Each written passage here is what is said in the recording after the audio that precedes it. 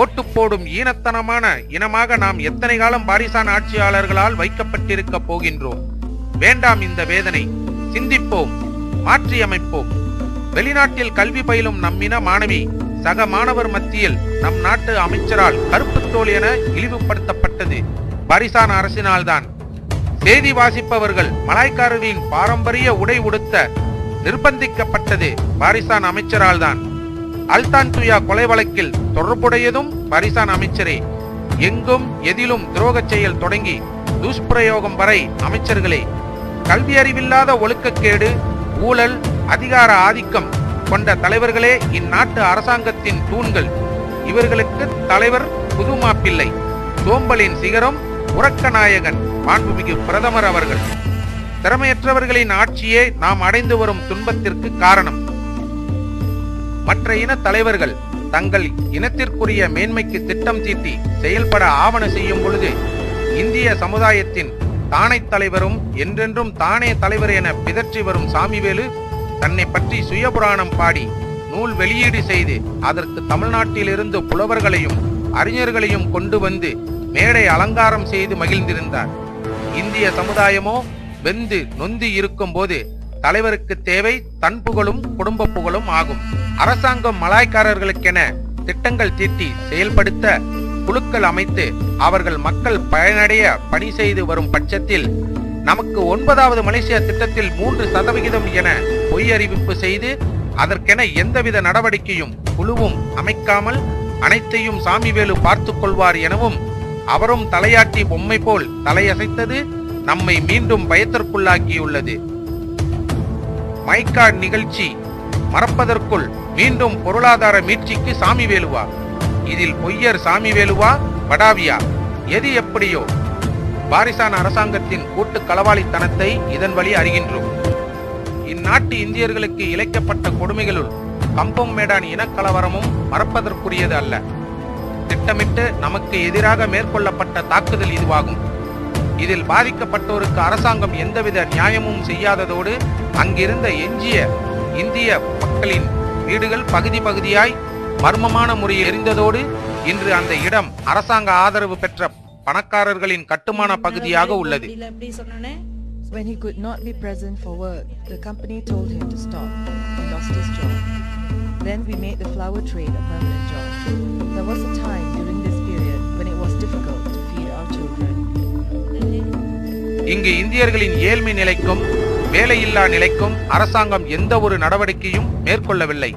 மாறாக அங்கு காவலுக்கு வந்த போலீசும் இராணுவமுமே இணைந்து அட்டூழியம் செய்தது கொடுமையிலும் கொடுமையாகும்.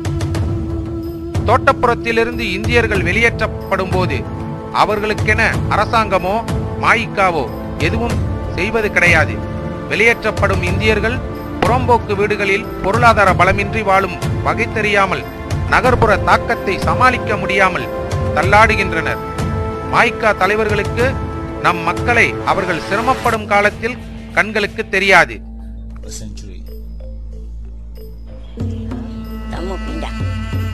Dia pecah-pecah lah. Berarti dia tinggi juga. Kenapa? Berapa tahun saya kerja state. Mereka kita. Anak-anak semua besar. Tapi sekarang dia cakap senang-senang mau keluar mana, mau pergi keluar.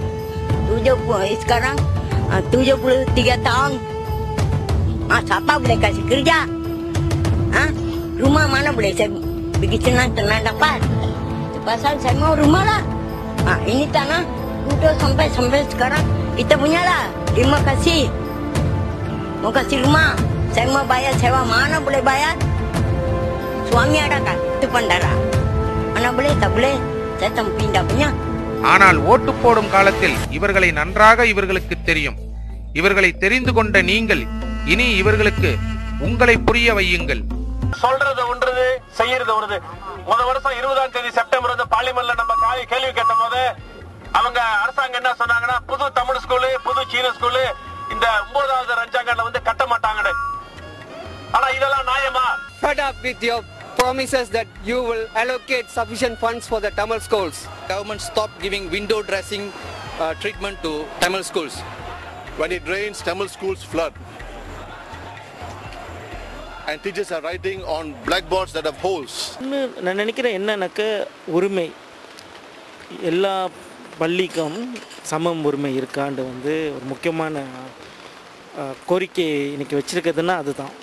The civil society takes note that the government has failed in its effort to allocate sufficient funds for the Tamil schools. The society demands that the government keeps its promises made in the last election and sufficient allocation be given out under the 9th Malaysia Plan. But we are here because we are totally fed up, really fed up. Marks almost 1 year after the 9th Malaysia Plan has been launched in this parliament. After waiting for 1 year period, the civil society takes note that the government has failed in its effort to allocate sufficient funds for the Tamil schools. So we are here today. We are here today to send a message to the government that ordinary people on the street are not happy with their policies. அரசாங்கம் இதுவரை நமக்கென நில ஒதுக்கி கோயில் கட்ட வழி எதுவும் செய்ததில்லை. ஆனால் நம்மை ஒதுக்கும் நோக்கத்தோடு நமது வழிபாட்டு தலங்களை உடைப்பதும் தகர்ப்பதும் மட்டும் செய்கின்றனர். ஒதுக்கப்படும் கோவில் நிலங்களையும் கூட மலக்கழிவு கூடங்களாகிய இண்டா வாட்டர் தாங்கிகளுக்கு அருகினில்தான் ஒதுக்குகின்றார்கள். கோயிலெல்லாம் உடைச்சி ஐஸ் பெட்டியெல்லாம் உடைச்சி ஜாமாக்கு எல்லாம் போச்சு. கோயில் ஜாமான்லாம் இவ்வளையும் செஞ்சு அப்ப எதுக்கு எங்களுக்கு என்னத்துக்கு? நாங்க எதுக்கு உண்டி போடணும்? போட வேணாத்தானே? நாங்க உண்டி போடுறதுக்கு அவசியமே இல்ல. அந்த மாதிரி உண்டியே எங்களுக்கு வேணாம். என்ன ஓட்டே கிடையாது இந்த வருஷம். எங்களை போடுங்க, சேர்ந்துங்க, நம்ம தலைவரை தூக்கி விடுங்க, பாரிசான தூக்கி விடுங்க. அதுக்கு நாங்க எதிர்கட்சியில போட்டு போயிருப்போம். நேற்று அவன் வந்து காப்பாற்றிருப்போம். சரி உடைக்காது 10 நிமிஷம் உனக்கு அந்த இடத்துல பேச்சுக்கலன்னா உன்னோட மதிப்பு இல்லைன்னா நீ எதுக்கு அங்க மந்திரியா இருக்க? உனக்கு தான் அந்த இடத்துல இல்லையே. உன் சொல்லுதான் கேட்கலையே. எதுக்கு நீ மந்திரி? நீ வேணாம். அரசாங்கத்தால் மட்டுமல்லாது அரசாங்க உயர் அதிகாரிகளின் அலட்சிய போக்காலும் சாதாரண நிலையிலான அலுவலகங்களில் கூட நாம் புறக்கணிக்கப்படுகின்றோம். பள்ளிகளில் ஆசிரியர்கள், மருத்துவமனைகளில் மருத்துவர்கள், அரசாங்க அலுவலகங்களில் எல்லா நிலை அலுவலர்கள் என நம்மவர்கள் எங்கும் எதிலும் அலக்கழைக்கப்படுகின்றனர். கிடைக்க வேண்டியவை கிடைப்பதும் இல்லை. தேர்தல் வந்தால் மட்டும் ஏமாற்று வாக்குறுதிகள், வெற்று முழக்கங்கள், வெறும் பேச்சுக்கள். 25 நவம்பரில் கோலாலம்பூரில் கூடிய மக்கள் கூட்டம் பணம் கொடுத்து கூடிய கூட்டம் அல்ல. தலைவரின் உருட்டலுக்கு கூடியதும் அல்ல. உருட்டல் மறுட்டல் இனி எடுபடாது. வாய்ச்சவடால் பேச்சாளர்கள் எல்லாம் இனி குடும்பமானத்தை காக்கவும் இறுதி நாளுக்குள் இறை வழிபாட்டையாவது செய்யவும் புறப்படட்டும்.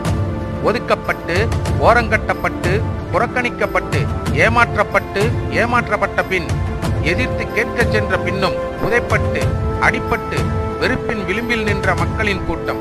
வந்தவர்கள் பணம் வாங்க வந்த ஏழைகள் அல்லர். பலதரப்பட்ட மக்கள், மேல்வர்க்க மக்கள், இடைப்பட்ட மக்கள், கீழ்வர்க்க மக்கள் என எல்லோருமாக கூடிய கூட்டம். கணக்கு தெரியாதவர்களுக்கு இது 4000 கண்ணுக்கு தெரிந்திருக்கலாம். ஆனால் கூடிய மக்கள் வெள்ளம் 1 லட்சத்தை தாண்டி நின்றதை அனைவரும் ஒப்புக்கொள்வர். அமைதியாக கூடியவர்களை ரசாயன நீர் கொண்டு பீச்சி அடித்து, ரசாயன கேஸ் கொண்டு துப்பாக்கி முனையில் அடித்து, கண்ணெரிச்சலும் காயமும் பட செய்தது நமது நல்ல அரசாங்கம். நம்ம தமிழ் நாயா, நான் மனுஷன், நம்மளாம் நாயா தேவையாது.